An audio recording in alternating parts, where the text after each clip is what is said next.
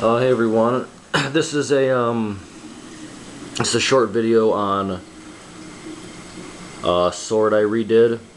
I got these two swords off of the Sword Buyer's Guide forum and got them for a good price. They're both Ronin katanas. One is a dojo model, one is a dojo pro. The one I'm going to be showing you is the dojo model. It was the dojo Bushido model.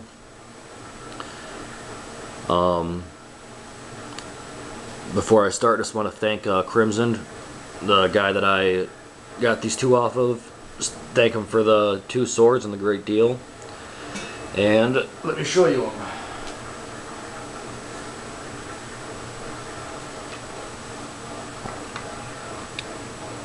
Right here, this is what it looks like now.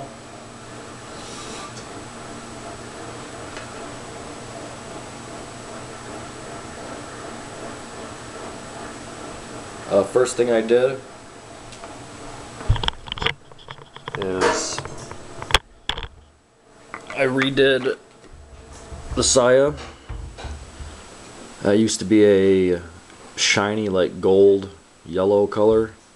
I sanded that all off. It was a pain in the ass, and then I repainted it. I used it's called stone texture paint. I got it at Michael's. I saw it and was like, oh, I'll test it out, see how it turns out, and it actually looks really cool. It gives a little grip to the saya. It wasn't originally black. The paint was actually white, but didn't really care about that. I kind of liked that because then it showed where I was missing the paint and where I wasn't. And after I painted it with the white, I did 2 coats of a black lacquer, and then after the black lacquer I did, I think, 6 coats of clear lacquer. So it's nice and durable. Definitely a cool, different way of doing a saya. I like it. I got just a normal size scale on there.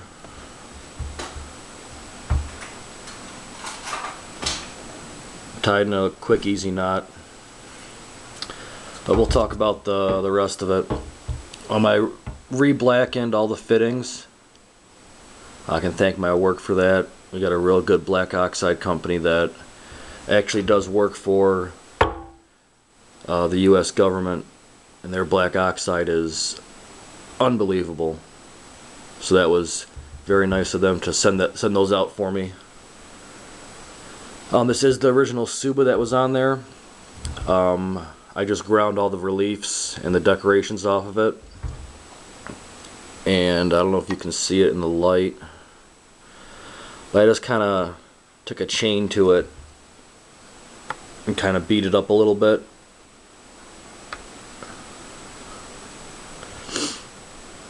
To give it kind of a older look. The Suka, this was my first ever Sukamaki. Turned out okay. Definitely learned a little bit from doing this one, and I got one more I'm going to do, so hopefully the other one turns out even better. I repolished all the brass pieces, the seppas. Repolished the habaki. I did dye the stingray skin black with some leather dye, and then this is just a 100% cotton Ito. I like the triple black, I call it. Black fittings, black skin, black wrap. But one of the last things that I did to it, the tip on this sword was damaged, and the Suka was damaged. I actually had to repair the Suka core and fix that. But one of the last things I did was, as you can see, full length sword. I actually took it down to, it's actually the same size as the saya, a little bit shorter overall.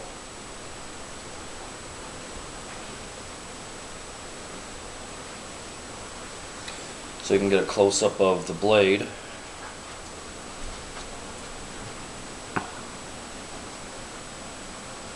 Had to reprofile the edge.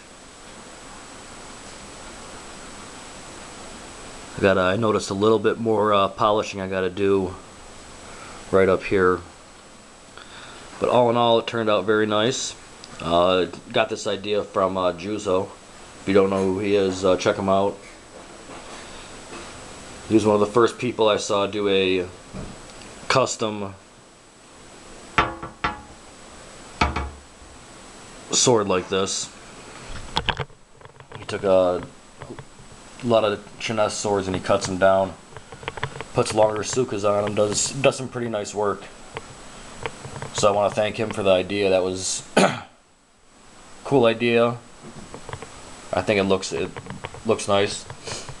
It's a 16.5-inch blade and a 10.5-inch suka.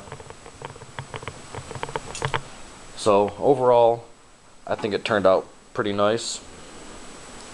Like I said, it's my first Tsukamaki. Turned out okay. I did take a tip from the Sword Buyer's Guide forum. If you're interested in swords and you want to know how to do stuff like this and you're not quite sure, go ahead and join up. I mean, there's forums and topics on everything from redoing the habaki to subas and the wrapping. I mean, there's a lot of great information on there. And one of the things that I saw is, after wrapping it, a lot of people took a clear lacquer, not so much a high gloss, but like a satin, and they just did a light coat over the handle, and it kind of seals all the fibers in, so they don't start fraying sometimes. Like, you get like a lot of like little fibers that come off. So I did that, and it toughened everything up, especially the knots on the end, which were definitely interesting trial and error figuring those out. But I figured them out because of that website. Got a lot of awesome information. Very happy I joined on that. So that's the sword.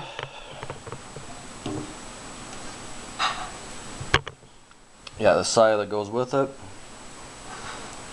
Like I said, this used to be a Ronin katana dojo model, because I think it was the Bushido version. It was brown Sukaido, a yellow gold saya, and the fittings were like antiqued with some designs on them. But I changed it up and turned it into this. So that's about it for this sword. I do have one more that I'm working on. I just have to finish up the Suba that I'm making a custom one, and do one more Sukaido wrap, but I'm going to do it in leather, so hopefully that works out, because that stuff was kind of expensive. So until then, I'm going to post a couple more videos on random things. Like I said, I do have the Kama video I'm going to start working on this week, so you guys can check that out. But if anyone's interested in customizing your own sword, Ronin Katana, twice a year they do a scratch and dent sale, and you can get these really cheap, and they're the best for doing custom designs with, especially if you want to cut your blade down. So it's a good way to get a good sword at a cheap price. I know you can get the dojo models for like $100, and the saya might have some scratches and some nicks in it, or they might not be painted. The blade might have some nicks, or the tip might be chipped a little bit, so you're going to be cutting that off anyways if you're going to be making a shorter model. So it's actually pretty good price. And I think the Dojo Pro models, which normally go for like $250, $260, you can get those for like $150. So definitely check that out. I don't know when they're going to do it again. I think in December, November, December maybe.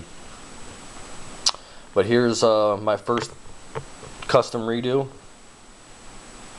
Hope you guys like it, and like I said, definitely check out that sword buyer's guide. Their forum and their website. A lot of good information on there.